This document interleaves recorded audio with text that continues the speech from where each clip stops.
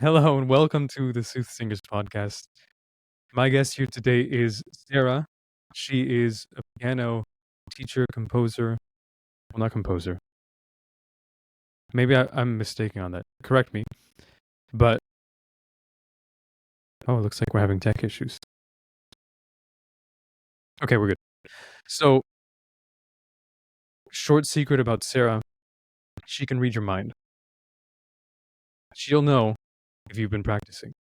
It's like Santa Claus. She knows if you've been good or not. Isn't that right, Sarah?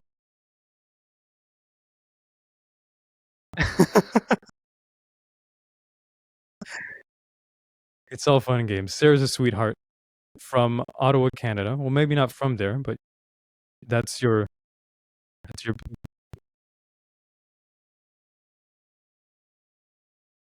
just outside Toronto. Awesome. So you've lived there all your life?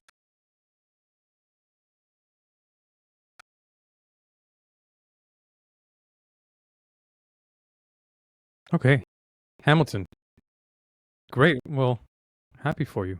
Hamilton's not a city that I hear often.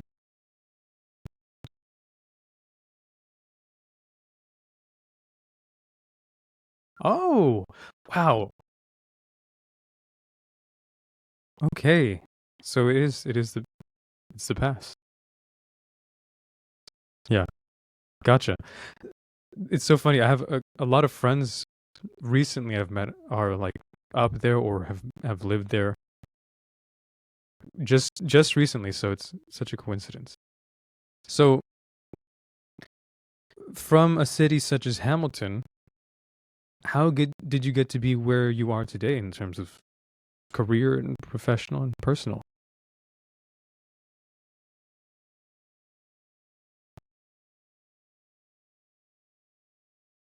Hmm.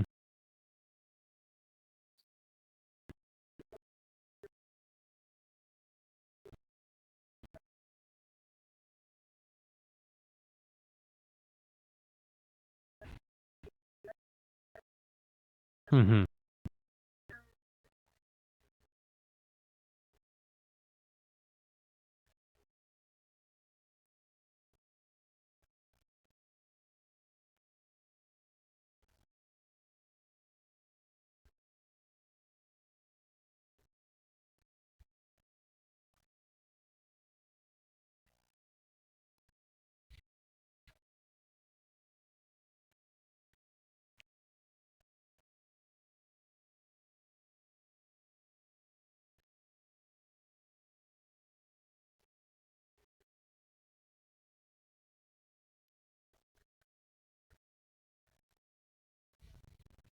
Hmm.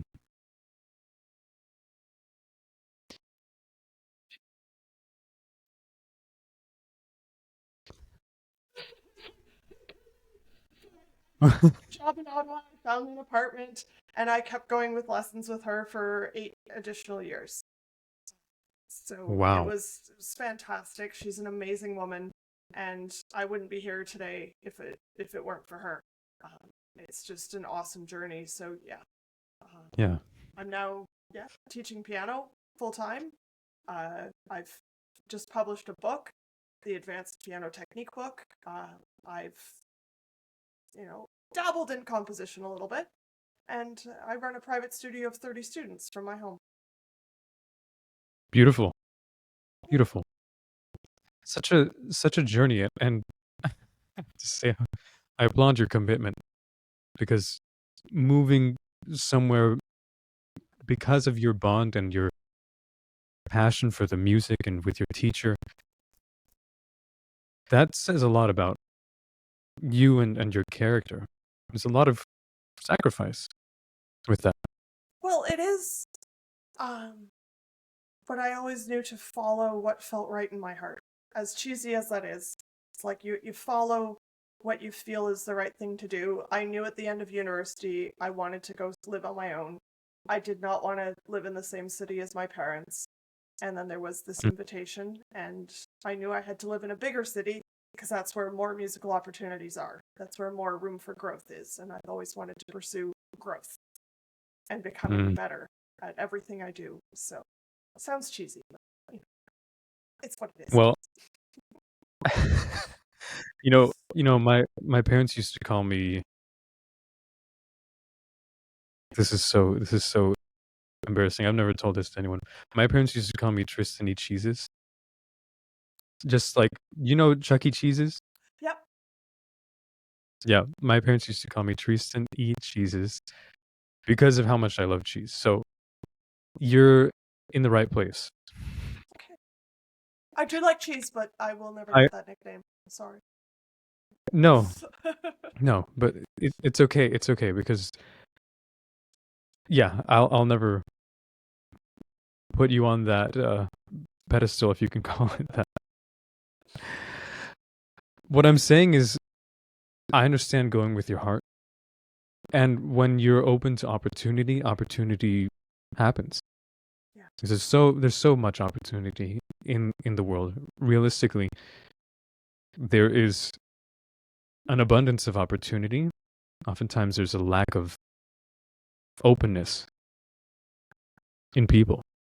Yeah, and there's often a very big competitive nature, and I really have appreciated the people I'm starting to meet more and more that want to nurture instead of compete. And I think that that is such an incredible thing to have in music, is this idea where we're just helping each other out. We're all different here. We're all on our own unique journey, and we got to help each other be better, because you never know who will help you if you start helping others. 100%. 100%. It's very interesting that you say that, because I have noticed this surge as well. And I think part of the fact that generational understanding and generational perhaps healing, like paying it forward towards the future, has increasingly become more progressive. And within the music industry, there's, of course, tradition passed down in Western culture has often been, well, not all that healthy. And a lot of us have grown up or grown into that and then been like, well, that's no good. I'm not going to do that to my kids, right? Yeah. To my students. Yeah. Or they're So forced I have into seen it. this surge. Yeah, because the forcing thing is also really big. And then the kids rebel because they're Yeah. forced so heavily. Because it's Mm-hmm. like, well, you have to be better than everybody. You have to win. You have to. And it's like, what happened to just play music to enjoy it? Which maybe I'd be farther than I am now if I was forced, but I actually don't think I'm of the character to be forced, so I probably actually would have never gotten this far. I probably would have stopped very, very quickly, because you don't force. Agree. Yeah, I don't get forced. I choose. I like that. And that I was like the that. approach of all my teachers that I've had, is they could see that I like to learn at my own pace. They would embrace my learning speed. They'd embrace my questions, and I'd flourish. But there was never like, oh, you must have this done for next week. It's going, you need to have tried. You can try. So yes, can I tell if a student has practiced or not as a teacher myself? For sure. But I'm just expecting that they try. If you try and you go, well, I tried and I didn't understand this. Okay. Did you go somewhere else? Try something else? There was more to try. So I like that. It's like, okay, you're stuck on this little tiny passage. Great. Skip over it. Keep going. You can still accomplish a lot just being stuck right there. And now with Google, sorry, there's less excuses for children and adults.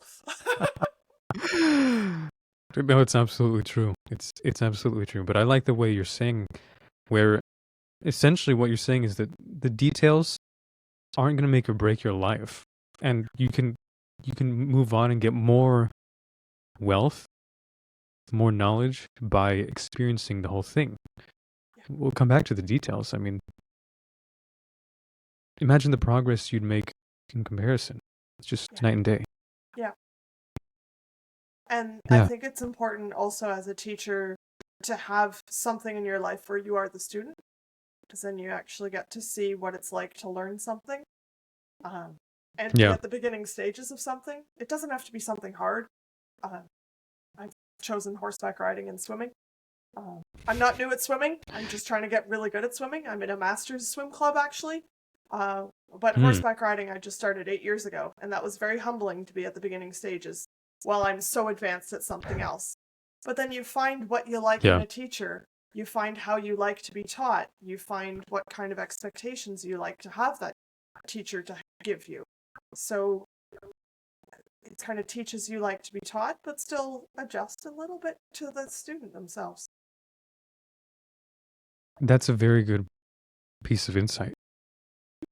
Yeah. It's crucial to have some learning, some stream of knowledge coming in. Because if you ever come to a point where you feel like you're finished learning, that's too bad. One, it's not Yeah. fun. And two, it's just not honest. And music can be paused, I call it. We can pause our Hmm. music journey whenever. Like I took lessons myself for over 25 years. Not everybody does. Some folks only take lessons for 10. That's fine. You pause when you want to. But there are always opportunities to get better, to improve, to have a different perspective. So when you choose to pause regular lessons, there's still the opportunity to have one-off, ad hoc, here and there kind of lessons, to brush up one's skills, to stay fresh, to aspire to do something. It's been great to have one mentor that I have right now. I can call him up whenever, have 4 or 5 lessons a year, and it's fantastic. I still feel like I'm growing, but I don't have that weekly pressure. Yeah. And It's then I good to can, know where yeah, you want to be. So exactly. And then I yeah. can, practice what I preach. Mm-hmm. I have to be prepared for lessons too. That's true. That's true. I'll share a tidbit about myself. Maybe you can relate to this, but partially, I started teaching because I knew that it would drive me to need more and to have more knowledge. Yeah. And by teaching, I've really been able to figure out a lot of things in the smallest of detail. Like even to play smooth connected notes on the piano, what we call legato, is an illusion, in fact, because piano's a percussion instrument. We can't really blend our sounds like a singer can. But I had a student that it took 4 months for her to understand how to play smooth connected notes. And I've never had to dissect it so far. I was like, oh, okay. Like, we really need to get down to the nitty gritty. So I took a couple piano keys and I videoed it in really slow motion. As one goes down, the other must go up. And the next one goes down as the previous one goes up. And it was so slow, and we really focused on it. And then I demonstrated it in person. And I had to be very creative with my teaching methods because I Yeah. never had somebody that didn't get it before. I'm going, Mm-hmm. okay, sure. It's a fantastic way to be inspired. Yeah. And to force yourself to have. Well, we got to find an answer, right? Like, yeah, we do. we're here She teaching. needs to be Let's able do to it. do this. And I know she was in her 70s, but yeah. you can teach the lady new tricks, you know? Mm-hmm. So yeah. that was really fun. And I teach plenty of seniors and plenty of young kids and adults and everybody between. So Yeah. I really had a great opportunity of learning and learning stuff about myself too. Even the other day, it was interesting to have a student just say how important it is for her to have a teacher that actually believes in her. And I was, oh, you haven't had that before. It's like, oh, okay. Yeah, I totally believe in you.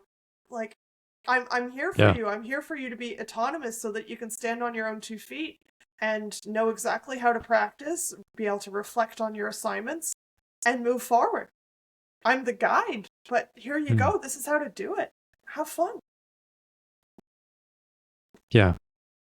It's something so simple as that makes you realize that appreciation can be large or small. Yeah. Yeah. And sometimes it's not spoken. It's Mm. there. It's just not spoken. And that sometimes gets recognized at Christmas. The large box of chocolates, you're like, I appreciate you, but it's like, oh, well, thanks. Yes. I didn't know through the whole school year, but thanks for the chocolate. Okay. That is so funny, yeah. I have a friend who teaches actually middle school music, and sometimes she'll tell us about kids who are just like really have a lot of behavior issues. But then they'll like give her a random gift and be like, "I love you, Miss Martin." Yeah. And it's like, but Yeah. it's true, you know. We have so many different facets. Yeah. And there are different levels of comfort of each student, where some are very happy to say how much they appreciate you, some are with the feelings of awkwardness, and they're like, well, this just sounds cheesy if I say I really like my piano lessons. But Yeah. it's like, sometimes I don't mind hearing it too. Doesn't Mm-hmm. sound cheesy. I like to know that you Right. enjoy it. Because it makes my job not really a job. It's just like 100%. having fun, and there's people coming over, and we have a limited time together to have as much fun as possible. But I know you'll be back next week. It is such a joy to know that you have the limited time makes the time more special. Yeah. And then to know that there is more time, it makes you feel perhaps rewarded or secure. Yeah. It's a good feeling. Yeah. I was curious to know your perspective on talking about comfort level and how that comes into play with the student's expression. I mean, in terms of the instrument. The first few lessons tend to be a little on the timid side, depending on how quickly the kid can be comfortable with me, or the adult for that matter. Sometimes adults are a little more tentative themselves, but the more that they are comfortable in their own skin, the more that they're comfortable making a few mistakes, the more that their expression will actually blossom. Because that block, that wall that they have in their mind of like, I have to be perfect, there's expectations on me, it's like, drop it, just have fun.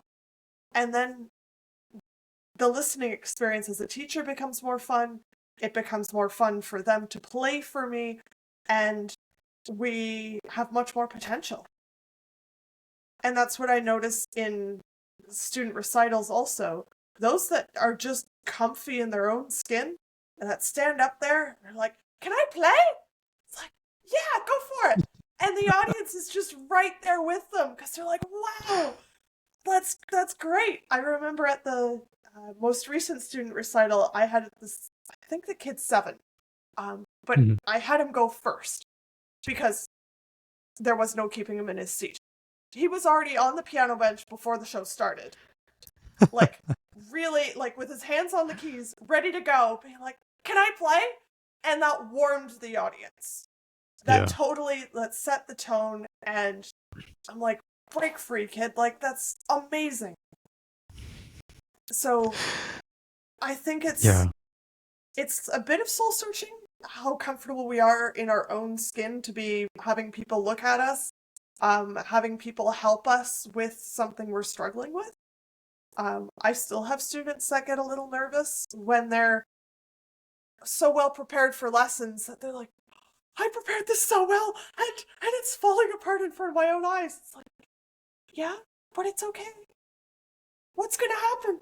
Nothing. The world's not gonna end if you make a mistake. Just smile about it. It's fine.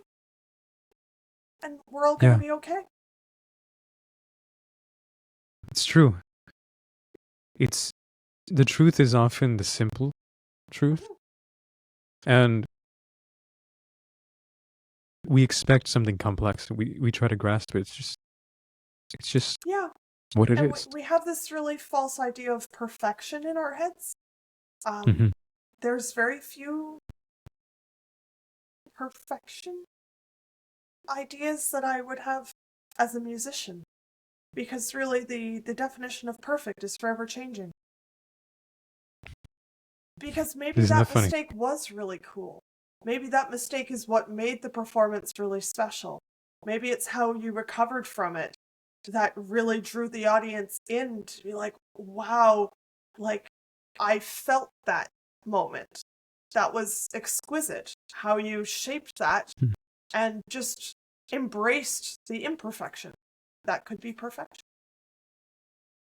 That very well could be. Like, why do we need to be perfect? That's But brilliant. we're in a society that's very attached to pieces of paper, and those pieces of Yeah. paper are attached to people evaluating us against maybe an unachievable expectation. I don't know. It does happen on a societal level as well. That's Mhm. something I've noticed. There are many levels on which it happens, and it's a big problem. Yeah, yeah, both in physical appearance, in our actions that have to be so perfect, in our Hmm. execution of something. Um, and I think we need to let it go a bit, and that's why I really enjoy improvising with my students, because I'm not judging. They can create Yeah. whatever they feel like. And I don't have to fix a right note or a wrong note. I can give them guidelines and saying, look, if we're going to play together, what I'm playing here at the lower end of the piano, for example, this is a repeated pattern, and it will sound Mm-hmm. best if you play the white notes of the piano with what I'm playing. But if you want to add a black note, that's okay too. Here's the guideline, but Yeah. to quote my favorite Pirates of the Caribbean quote, rules are more like guidelines anyways. Guidelines. Maybe that note sounds better. Yeah. Um, and I love like Victor Wooten's approach to music as well. It's like it's just drop the rules and let it go and figure out what's inside of you to express. Because we all just make the world go round differently. Completely. Completely. Victor Wooten is a model teacher. Oh, is he incredible? Yeah. Is he just incredible? And I love his book called The Music Lesson. That is a worthwhile read. I think I've read it 4 times. I will probably read it another 40. And I'm not joking. Every time it's nice to come back to it, and it's an adventure that he has. In the book himself, he's one of the characters, and he gets to meet all these people throughout the book that teach him different lessons. And it's neat as a classical musician to really reflect in how stuck we are in playing what's on the page. And how most of us don't train to play what's off the page. We train to play what's on the page. There is this running joke that when a classical musician is asked to play something and they don't have the sheet music, they can't play anything. So like, I don't have anything memorized. I can't play anything. I need sheet music. I need my blanket, you know? And then, like, controversially, this is how the joke goes, is a jazz musician, you put music in front of them and they go, what's this? I don't do that. And they stop playing because there's something that they're supposed to be reading? It's like, why? Read? I play from the heart. That's beautiful. So I've it's never heard that nice before. to dabble a little bit into the jazz realm because they have that sense of freedom. Their Hmm. lead sheet is a guideline. They're like, it's nice, but I might deviate. I might insert 8 measures because I feel like it. In classical music, you would never insert 8 measures of unwritten music in a Schubert piece. Thou shalt not. It's like, Uh, don't touch it.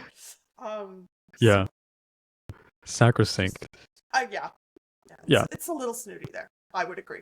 I'm in the field, so I feel like I can speak it. Well, absolutely, and I appreciate you saying so.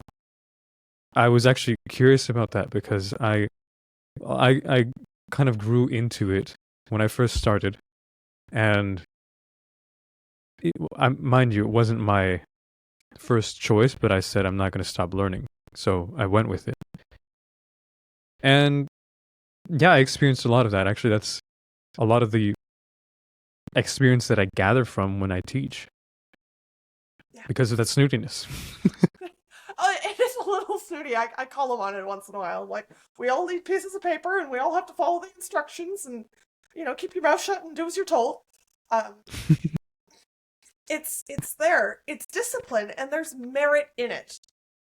I really appreciate the details. I appreciate the structure, but we need time away from the structure. We need that adventurousness of like, what can I do? So I encourage my students to like take Mozart's left hand, make your own right hand. Oh, but it's Mozart. So, so, take this little Bach subject of a fugue, make your own fugue. Oh, that's hard, is it? You just need to know how. Take the left hand of this gorgeous romantic piece, Chopin Nocturne, whatever. Take it. Write your own right hand. Maybe take his right hand, write your own left hand. If you know the chords, make your Chopin Nocturne into ragtime. Chopin will not roll over in his grave. He is sufficiently decomposed. That's true. That is Right? true. Actually, I was just listening to your rendition of Nocturne Number 1 in F major, I think it was. Yeah, the Minor. Bizet. Yes. Yeah. It's gorgeous. It's a beautiful piece that I just uncovered because I wanted to create the compilation of things that are attributed to Chopin because he had a big influence in composition. We shouldn't put him on too high of a pedestal, but we can still put him on one. That's fair. But to see his influence in other people's works was amazing. Like the Bizet Nocturne, I feel like could have been written by Chopin himself almost, because it's so similar. But yet Bizet has his own little flair. I'm like, well done. So I have myself even taken Bizet's left hand and created a right hand because I really like his chord progression. And recently I've been finding some gorgeous Russian pieces as well. I'm sorry I don't cancel Russian music regardless of politics modern day. The composers that I'm searching up, they're from a long time ago. They had nothing to do with the conflict today. Just disclaimer. But like totally fine. Lyapunov, Lyadov, Balakirev, amazing musicians. I think their training is stunning. And their use of chords and the way they distribute the notes over the piano, it's amazing. And we don't get that training today in our conservatory programs, like private piano lessons of how to compose like Chopin, how to compose like Debussy, how to compose like Scriabin. I love Scriabin. Yeah. Just a side note. It's great stuff. Scriabin. He's amazing. Yeah. And I mean, Debussy is just visionary. Yeah. And so, like, the Ravel, very similarly. They're put in the same era of music, but they have very different approaches, but they're still impressionist. So they found the creativity within that realm. And it's spectacular. Yeah. I love both of them in different ways. Yeah. It's great. It's a great era that was, and it's interesting how the canon evolves. I'm interested more to hear about how the techniques and the training of the earlier Russian works you're talking about are not really done today. I find it particular in two sides. One, that there's some sort of secret Russian sauce or something that they're, teaching all those wonderful musicians of how to compose. And I'm like, where is that right now? Because I would love to learn to compose in that style, and create my own stuff. And maybe there isn't a course, and maybe there needs to be. I don't know. But yet, also their approach to playing, the Russian technique, is immaculately, just beautiful. But that culture is very, very disciplined. And they grow up in conservatories that their kids are in every day. And they practice in a room filled with other pianos, and it's just this cacophony of sound. I've seen like some videos, and I'm like, wow. But they're very disciplined. I don't know if I could survive in that disciplined culture, but they do create amazing, amazing musicians. So they teach the craft of composing. They teach the craft of like appreciating who you came from. And I think we need to uncover a few more of those works, because so much of it is this canon of, I call it Bach, Beethoven, and the boys. The three Bs. The three I Bs. love it. Yeah. And that's what people want to listen to when they go to the symphony. They want to listen to something they know. But there's some amazing stuff out there that we don't know. They want to hear the Chopin nocturnes. I'd love to hear a Bizet nocturne. I'd love to hear the Liapunov nocturne. I'd love to hear a Lyudov barcarolle. But it's the popular classical music that draws them in. That's true. And maybe that's how I don't know if populist is a word, but maybe that's how pop culture is. Just the magnetism of what's big and talked about. Yeah. Perhaps. Yeah, and everywhere there are folks that win the popularity contest. Like even in schools, there are the popular kids and the not. Well, why are they? Yep. I don't know. Mm-hmm. Why are they the chosen ones? So now we have our Bach, Beethoven, and the boys, chosen ones. And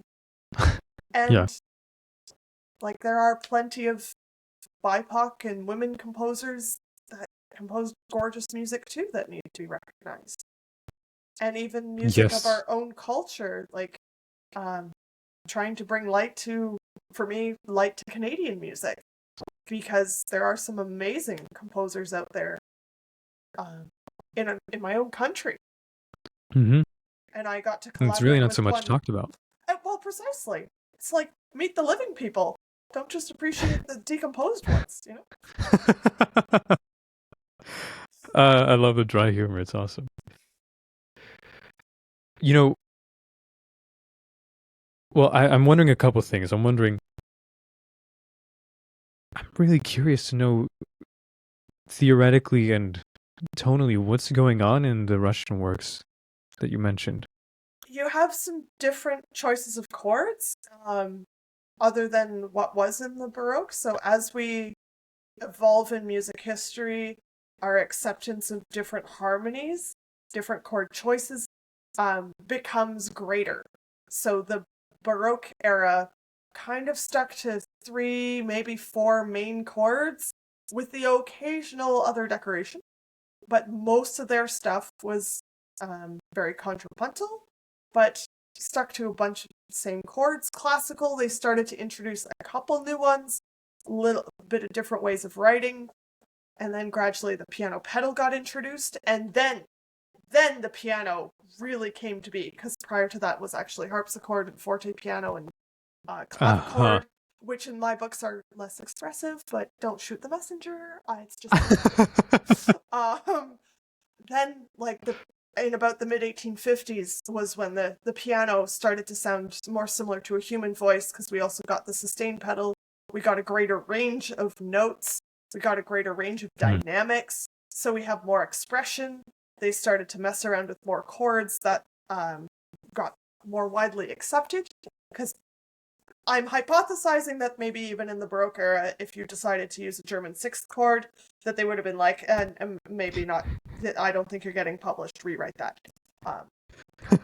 So there were restrictions in terms of the publisher, and if you don't name your piece Minuet in F, but you name it Dance in F, maybe not so much. Why do you need in F? So there are restrictions on who got published Yeah. back then and what could get published. So fast forward to Romantic is where we had less restrictions on the chords. They were pulling off more drastic key changes, things that we'd never dream of, and like, you started in this key and now you're over here? How'd you get there? Oh, I just pulled the carpet out from under them. I just decided, boom, we're going. Instead of preparing it nicely, it's like, go on, Yeah. let's go. Moving on. I love that. Yeah.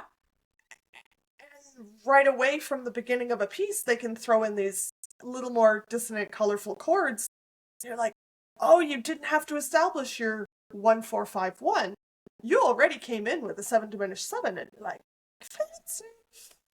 It's really cool. And all these pedal tones and such, and the flourishes that they add to the right hand with a bunch of non-chord tones. Like, wow, we weren't allowed to have that many non-chord tones before. Everything had to be part of the chord with a few of them. And the agility of the piano was really cool. No, now that like the reaction time of the keys, where you could fly up and down the keys. Oh yeah. And then That's the whole awesome. idea of like the concert hall as a place of performance, because before it was just church or palace or rich families only. And I think we've gone a little far off the bandwagon modern day, where we're starting to question, well, what exactly is music? I think we've lost a few things in the way. We have a few of those going, oh, what's music? What does it have to be? Because like John Cage's 4 minutes 33 seconds, that piece, I don't know if you've heard of it. It's familiar. I don't think I've heard it. John Cage wrote the piece called 4 minutes 33 seconds, and he had a pianist come out on stage, sit at the piano for 4 minutes and 33 seconds, and just not do anything other than sit there and make the audience feel incredibly different. And then you get this interesting ambiance, because then the chatter starts and you get people shuffling uncomfortably. So in fact, your piece does have a beginning, middle, and end. Because the beginning, it was silent, everybody's anticipating what's going to happen, and then nothing happens. So then people get a little uncomfortable, they shift in their seats, and then a few minutes go by and they get a little chatty because they're like, is this supposed to happen? Like, is something wrong? Like, what's happening? And that really allowed us to question, well, what is music? Does music have to be played by an instrument? But our voice is an instrument. It's not something separate from our body. So if our voice is an instrument, then so is percussion. Hitting something's an instrument. So if that's our guideline, then so is the noise from shuffling your shoes on the floor. So is dropping an item. That could be music. So it's like, how do we define music? That's where we're at now. And and it is. And it's a fun debate. It's a fun thing to witness. One thing that I like to think about that for is to inspire people who feel like creating has to be, well, snooty. Yeah, and it can be. Has to have guidelines or has to follow a structure. Why? Who said? Yeah. Like, why? Just like you were talking about with 7 diminished 7, it's like, but you can lead with, you can do anything. There's one thing from all the things that I've witnessed, and even in creating myself, there's one rule that we don't break. And that rule is story. If the story makes sense, then anything goes. Yeah, and I think a lot of our modern music that's created nowadays, that maybe, albeit a little shocking to the ears compared to our romantic predecessors, shall we call it, Mhm. if it has a story, it's actually really interesting. Like, Yeah. I've played a couple pieces that start with, like, shocking chords. And if I don't explain to the audience that, this is an explosion from outer space, and the parts are everywhere now, and we're finding these little particles, and then they sort of come together throughout the piece, and they are, like, orbiting each other, and then they find their own ways again, and the story. And then I play the piece, and they go, oh, that made sense. They're like, yes, but if I gave you Yeah. no context, you'd have no idea. You'd be Mhm. like, what are you doing for 10 minutes? I don't get it. Right. And I think that's actually why people dislike music. It's whenever they don't understand and Mhm. they have a disconnect between their understanding and what they feel is the intended purpose of the piece. Yeah. So I still struggle to connect with Screamo, but there are those that can, and I'm like, you go for it. Maybe I need some lessons in how to connect to that genre. Or context or something, I don't know. I Yeah. agree, you get your angst out of you. Fair. But if we're just limiting ourselves to piano music, like I recorded Reflections in the Water recently by Vincent Ho, and I had to stroke the strings inside the piano. Never done that before. Oh, yeah. And that's so cool. Yeah. And it was all about water, so you're creating the waves from your stroking inside the piano. And you always have this little, like, raindrop, which is reflected by one key that's repeated throughout the piece. And then sometimes disappears as it transforms into something else, and then it comes back again. And working with Vince on this piece as I was learning it was really interesting to see his inspiration. But there are, like, octatonic scales separated by a augmented fourth or something wacky in there. I'm like, who does that? And he's like, yes, but water's not organized when it falls. It just falls. So, is it organized or is it not? You could argue this. Does it splash? Does it go everywhere? Does it have a different speed, certain water droplets than others? Absolutely. So why are we limiting ourselves to it having to be an organized scale? Fair point. Beautiful. Wonderful. Fair point. That is so inspiring. I appreciate you saying that. Yeah. And it's a very dissonant piece. Which is totally contrary to probably the common assumption, which is that water is serene and calm, right? It can be. Yeah. But if you stand at the base of a waterfall, I'd argue with you. Yeah. And noise is its own thing as well. It's funny, what you're saying actually brings up something that I've been thinking for years now, which is if I hear an octave apart, just an octave on piano, for instance, two keys staccato, or maybe even legato, to me it sounds like something splashing, like thunking in the water. Yeah. And that's how I associate it. I don't know if that's maybe you That can relate. Absolutely, and that's what's used in some pieces to illustrate water. There's a lot of different ways of illustrating water, and I think that that's very interesting in a sense. The inspiration for my album called Undercurrents, plug, is like, how exactly do we portray water? Because we're on an instrument and water's, yes, it's part of us, it's part of nature, but how do you put music to water? And there are water droplets. Well, is a single piano sound water droplets? Do we need multiple piano sounds? Do we need it? What register are we playing that in? Yeah. How do we illustrate splashing on the piano?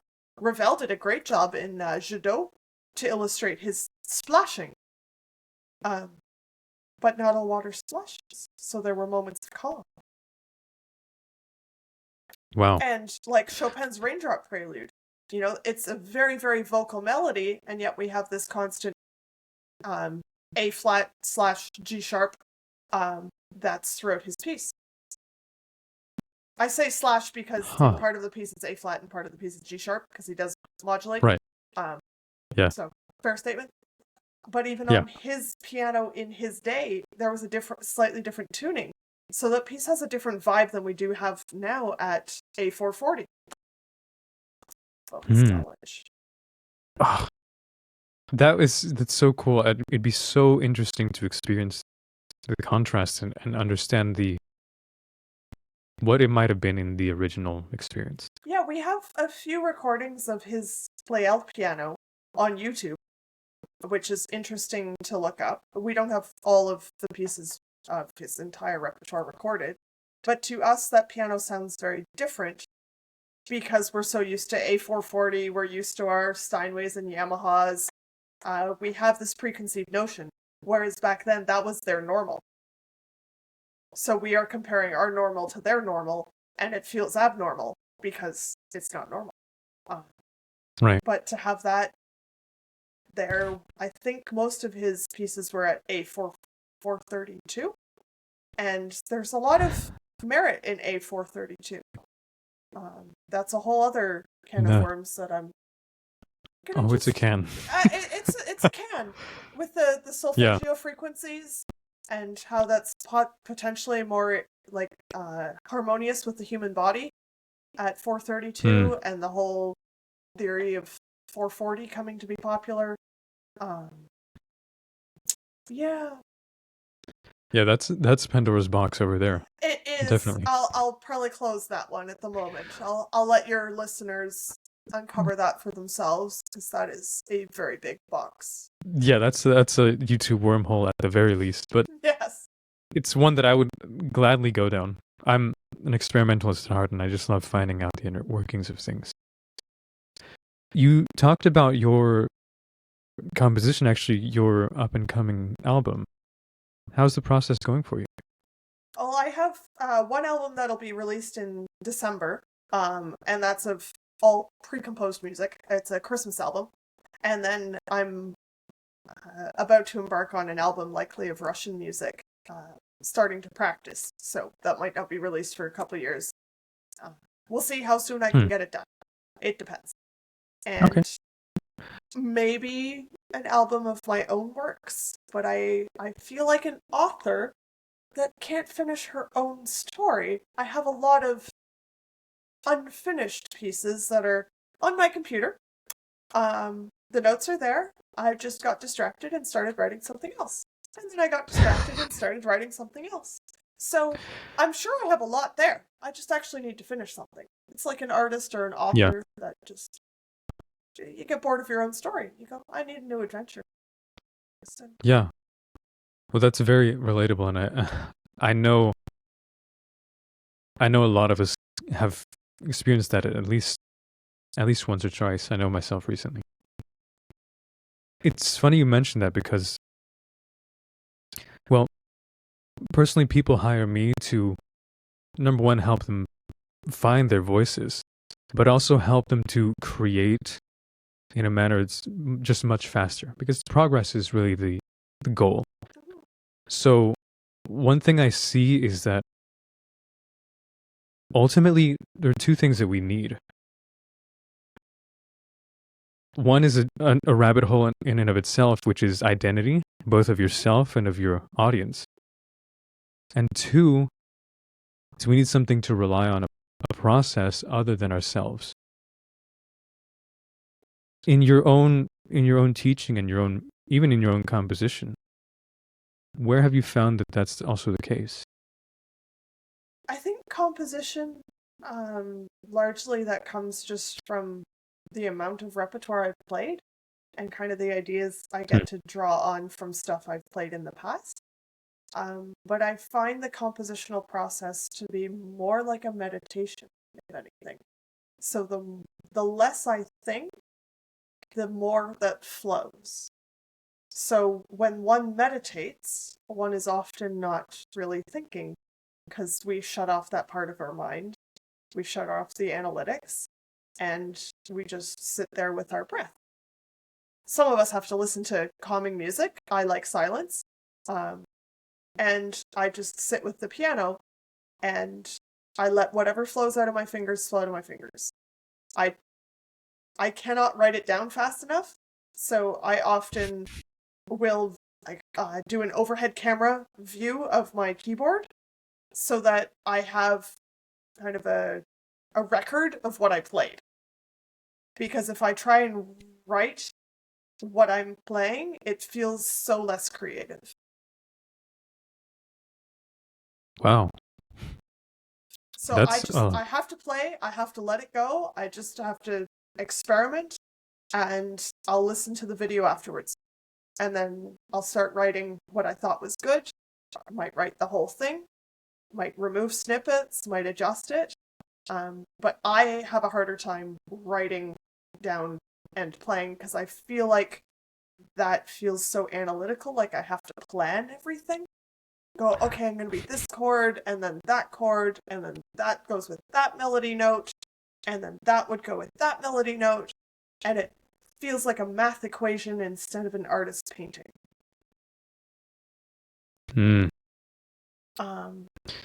Yeah. It's a tricky balance. It can be. It really can be. And I've also been put on the spot and improvised in a concert setting, and that's been super freeing because then you have to let go of your nerves. You're like, all right, let's go. Yeah. Because I had a student put me on the spot. That was fun. And she's like, oh, could you play something for us? And I went, I can improvise something for you because I don't have any repertoire that's like super ready to perform that's memorized. So as a classical musician, I had two choices. One is to say, I have nothing prepared, so I'm not going to play.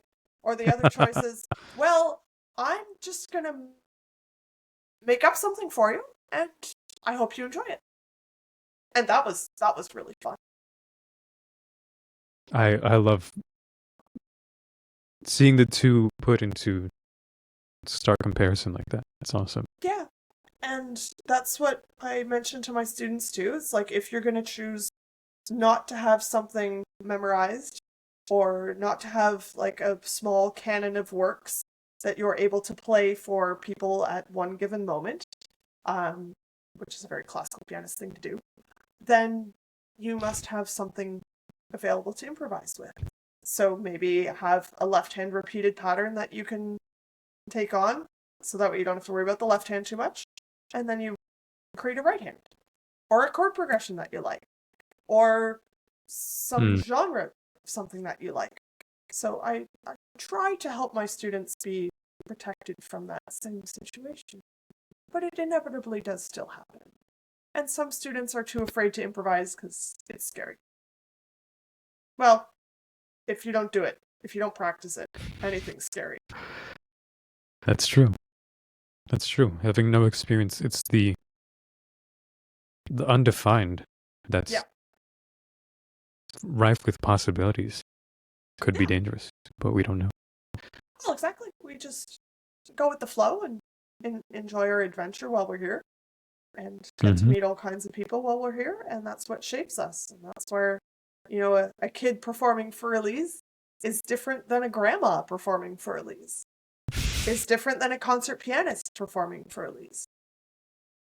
It's the same piece. Yeah. But it's the human that's doing the execution of it that makes it oh so different. Brilliantly said. Yeah. You touched on something interesting that personally is part of my research, which is like when you took up, you're like, oh, okay, I guess I'm going to improvise. There's no time to be nervous. You have zero time, right? No. So one thing that I have experimented with, and with great results, is giving myself an environment where I have no time. And that's actually part of what I was talking about with the process.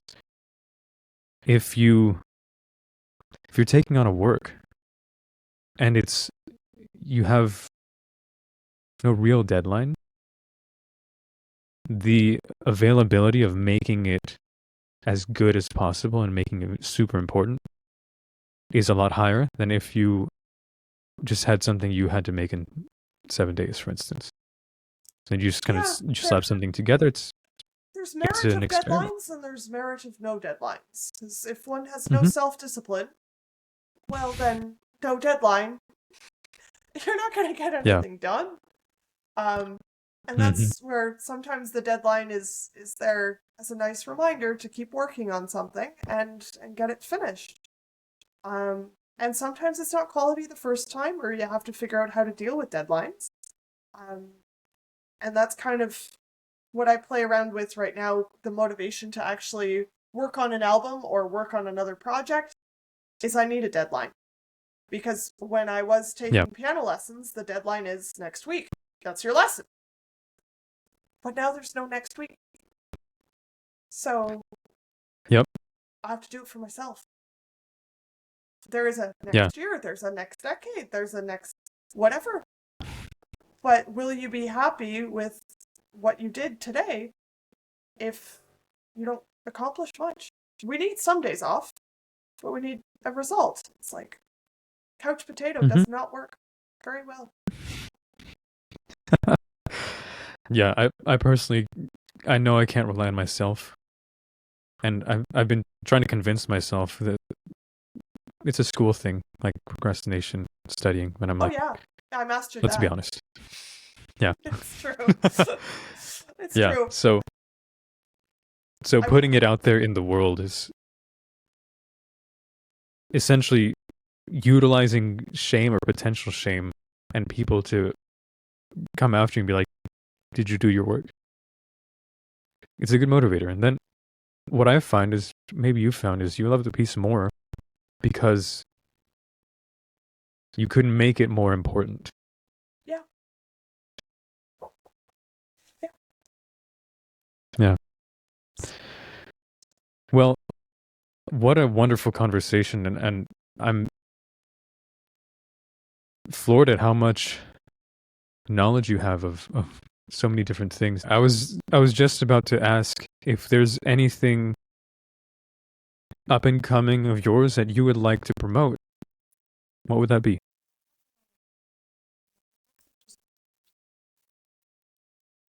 Hmm.